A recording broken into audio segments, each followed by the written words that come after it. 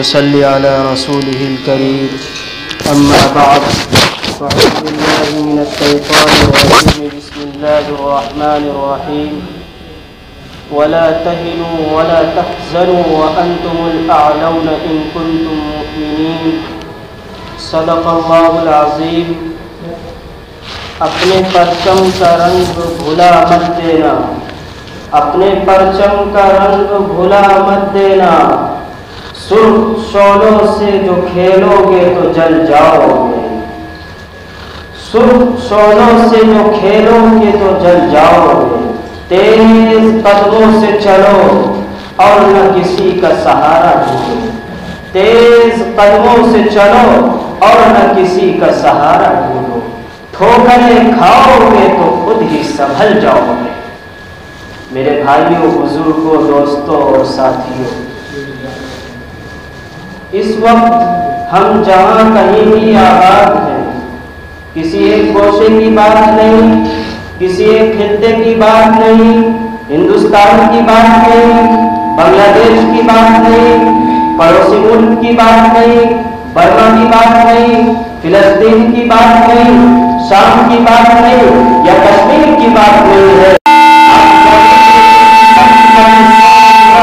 ٹوٹے پھوٹے سے مکانات نظر آئے وہاں، ٹوٹے پھوٹے سے مکانات نظر آئے وہاں، خوں کا عالم در دیوار سے ہوتا ہو آیا، دودھ مطبخ سے نکلتا ہو آہوں کا دھواں. کہیں حسرت کی کہیں قبر ہو ارمانوں کی، کہیں حسرت کی کہیں قبر ہو ارمانوں کی، بس سمجھ لو کہ یہ بستی ہے مسلمانوں کی.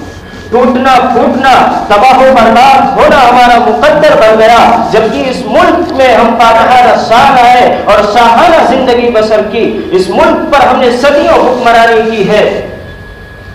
شاہان غلام نے 85 برس، خلیجیوں نے 33 برس، تغلقوں نے 93 برس، لودھیوں نے 76 برس، سوریوں نے 15 برس اور مغلوں کی شکل میں 315 برس حکمرانی کی ہے اس ملک کے اندر. وہ ہندوستان کے مسلمانوں کا عروج تھا جب محمد بن قاسم نے ایک مسلم بہن کی فریاد پر اس کی آنچل کی تحفظ کے لیے راجہ طاہر کو شکست کی دھول چٹائی تھی اور اسے اس کے کرتوت کا مزہ چکھایا تھا. لیکن آج مسلمانوں کا زوال ہے، مسلمان نکبت و پستی کی طرف جا رہا ہے. مائیں اور بہنیں اپنی عزت و ناموس، اپنے آنچل کی تحفظ کے لیے چیختی اور چلاتی رہتی ہے. کوئی مائی کلام محمد بن قاسم نہیں ہے جو ان کی فریاد کو پہنچے. وہ مسلمانوں کا عروج تھا جس مسلمانوں سے غیر قومیں امن و امان کی بھیک مانگتی تھی، لیکن آج مسلمان خود غلام بنا ہوا ہے. وہ جو مسلمانوں کے پاپوش اور جوتے صاف کیا کرتے تھے، آج وہ حکمرانی کی کرسی پر بیٹھے ہوئے ہیں. مسلمانوں، تمہارا وہ عروج تھا جس وقت تم پوری دنیا پر حکمرانی کر رہے تھے. تم نے مسجد دہلی تعمیر کروائی، شاہی مسجد تعمیر کرائی، جونپور مسجد تعمیر کرائی، مراد آباد کی جامع مسجد تعمیر کرائی اور نہ جانے ایسی کتنے عجائب روزگار عمارتیں مسلمانوں تم نے بنوائی ہے. لیکن آج دن کے اجالے میں، دن کے روشن دن کے اندر تمہاری مسجدوں کو شہید کر دیا جاتا ہے. ان کی تحفظ تو دور، ان کی شہادت پر ہم قاعدے سے چیخ بھی نہیں پاتے ہیں، چلا بھی نہیں پاتے ہیں. ہماری آہو بکا کو بند کر دیا جاتا ہے. مسلمانوں وہ تمہارا عروج تھا جس وقت فقہ اسلامی فتاوی عالمگیری رحمت اللہ علیہ لکھی گئی کتاب، اور آج یہ دور ہے کہ تمہارے مسلم پرسنل لا اور دینی معاملات میں مداخلت کی جا رہی ہے. یکساں سول کوڈ نافذ کیا جا رہا ہے. مسلمانوں کو تمہارا عروج تھا جب تم نے یہاں کے گواروں کو، یہاں کے بدوؤں کو رہنا سہنا، تہذیب و تمدن سکھلائے تھے. اور آج ہماری کلچر پر، آج ہماری تہذیب پر انگلیاں اٹھائی جا رہی ہیں، انگشت نمائی کی جا رہی ہے. مسلمانوں کو تمہارا عروج تھا جب تم گھاس پھوس کھانے والوں کو طرح طرح کے لذیذ کھانے دیا کرتے تھے. اور آج یہ تمہارا زوال ہے کہ تمہارے کھانے پر اعتراض کیا جاتا ہے، بیف پر پابندیاں لگائی جاتی ہے، سلاٹر ہاؤس کو، قصاب خانوں کو بند کرنے کی دھمکیاں دی جاتی تھی. وہ مسلمانوں تمہارا عروج تھا جب ایک ایک آدمی کے مقبرے کئی ایکڑ میں بنائے جاتے تھے. اور آج تو تمہارا زوال یہ ہے کہ مسلمانوں تمہاری اجتماعی قبر की चार दीवारियों पर उंगलियां उठाई जा रही है। मुसलमानों, जितना तुम्हारा उरूज रोशन और ताविंदा और दरशिंदा है, उतना ही तुम्हारा मुस्तकबिल और हाल दर्द अंगेज है।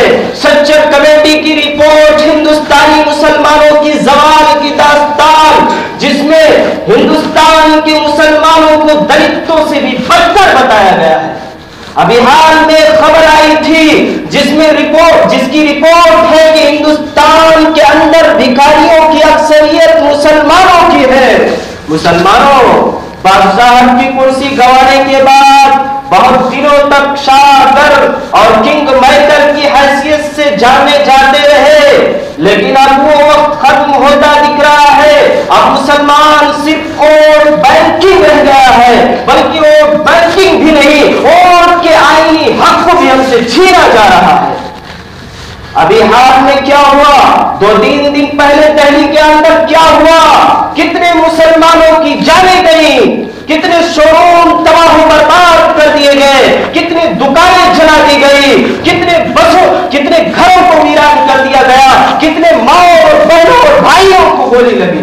बताओ मुसलमानों, अलीगढ़ के अंदर क्या हुआ, कानपुर के अंदर क्या हुआ, बिहार के अंदर क्या हुआ, और न जाने पूरे मुल्क के अंदर आज पूरा मुल्क बमों बारूद की 16 फसानियों में जल रहा है। बच्चे, बूढ़े, जवान, हर एक आजादी की फिजा लगा रही है। ये कहां हो रहा है मुसलमानों? ये उस मुल्क में हो रहा है जिस मुल्क की आजादी के खातिर मुस्लिम उलमा और अवाम की गर्दनें दरख्तों पर लटकी। इसी मुल्क के अंदर सीए और एनआरसी जैसा काला कानून लाकर मुसलमानों के खिलाफ, देश के आईन के खिलाफ, देश के संविधान के खिलाफ मुसलमानों को यहां से निकालने की कोशिश की जा रही है। उन्हें डराया जा रहा है, हमको धमकाया जा रहा है कि मुल्क छोड़ दो, मुल्क पर तुम्हारा कोई हक नहीं है, मुल्क हम चलाएंगे, मुल्क पर हमारा चलेगा। लेकिन हम उन्हें बताना चाहते हैं कि हम भागने वाले नहीं हैं, हम भगाने वाले हैं। हम तो मोहम्मद बिन कासिम की औलाद है, हम तो टीपू सुल्तान, महमूद गजनवी, मूसा बिन नसीर और सलाहुद्दीन अय्यूबी की औलाद है। हमारे ही वो आबाद थे जिन्होंने हिंदुस्तान से अंग्रेजों को भागने पर मजबूर किया था। हमारे वो अफदाद थे जिन्होंने इस्लामी लश्कर लेकर दरिया में कूद पड़े थे और अल्लामा इकबाल को ये कहने पर मजबूर होना पड़ा था, दस्त तो दस्त है दरिया भी न छोड़े हमने, बहरे जुल्मात में दौड़ा दिए घोड़े हमने। मुसलमानों, कल तो हमने बहरे जुल्मात में घोड़े दौड़ाए थे, आज पानी में उतरते हुए डर लगता है। भूल जाओ, वो वक्त चला गया, अब आसानी से अपना हक हासिल होने वाला नहीं है मुसलमानों। अब जरूरत इस बात की है तुम अपना हक छीन के लो। कुव्वते बाजू आजमा, शिकवा न कर सय्याद से, कुव्वते बाजू आजमा, शिकवा न कर सय्याद से। आज तक कोई कफन टूटा नहीं फरियाद से। मुसलमानों, अगर तुम अपना हक चाहते हो, मुल्क के अंदर पायदार रहना चाहते हो, तो अपने हक के लिए तुम्हें लड़ना पड़ेगा, अपने हक के लिए लड़ना पड़ेगा।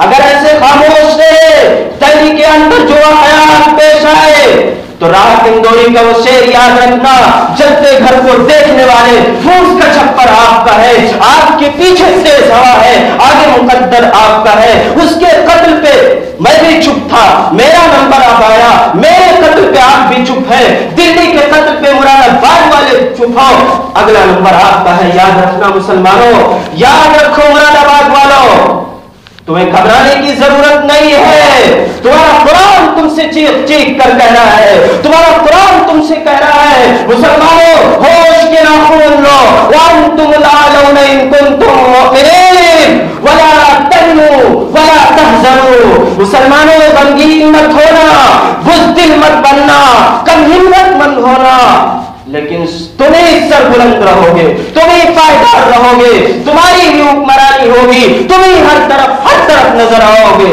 लेकिन शर्त है मुसलमानों, क्या शर्त है? शर्त यह है कि तुम मोमिन बनकर जिंदगी गुजारो, अपने अंदर ईमानी स्पिरिट पैदा करो, अपने अंदर ईमान नबवी शान पैदा करो, अपने अंदर बरहमी ईमान पैदा करो, अपने अंदर फारूकी शान पैदा करो, अपने अंदर खालिद बिन वलीद की सिफत पैदा करो। मुसलमानों, जहां से 313 चले थे तुम मुसलमानों, जहां से 313 चले थे तुम मुसलमानों, उन बाकी की राहों पे पलट जाने का वक्त आया। मुसलमानों, सहाबे किराम की जिंदगी से सबक लो, अपने खुलाफाए राशिदीन की जिंदगी से सबक लो, नबवी जिंदगी से सबक लो और अपने अंदर ईमानी स्पिरिट पैदा करो। गुनाहों से तौबा करो, गुनाहों से तौबा करो, अपने हालात को बदलो, अपने हालात को बदलो। मुसलमानों, दिल बदल सकते हैं, जज्बात बदल सकते हैं, दिल बदल सकते हैं, जज्बात बदल सकते हैं, मुल्क के फिक्र ख्यालात बदल सकते हैं, दौर मौजूद के दिन रात बदल सकते हैं। तुम बदल जाओ यारो तो मुल्क के हालात बदल सकते हैं। मुसलमानों, अगर तुम ये सोचते हो कि इस्लाम की वजह से हमें सताया जा रहा है, मोमिन होने की वजह से हमें काटा जा रहा है, तो ये 100% गलत है, 100% गलत है। ईमान की वजह से कौन क्या बना है मैं तुमको बताना चाहता हूँ। मुसलमानों, एक सहाबी है हजरत सफीना रज़ी अल्लाह ताला, अल्लाह के नबी के साथ जिहाद में गए।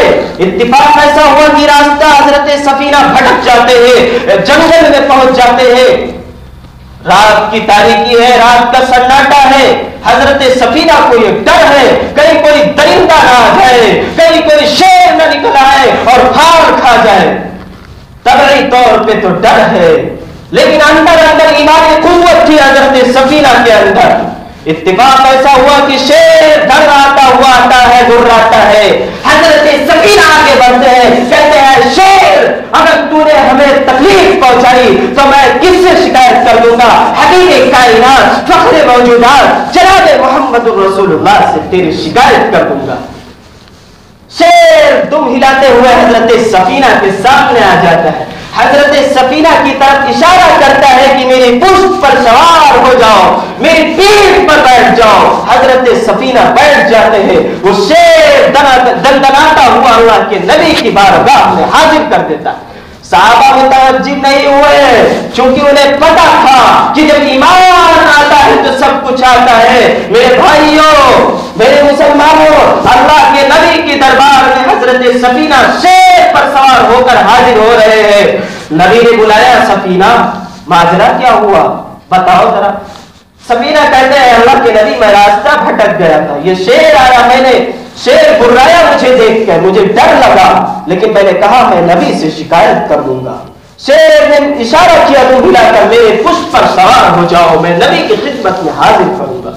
अल्लाह के नबी ने कहा, सफीना बताओ वो शेर क्या कह रहा था, क्या मैसेज दे रहा था, क्या पैगाम दे रहा था? हजरत सफीना ने कहा, अल्लाह के नबी,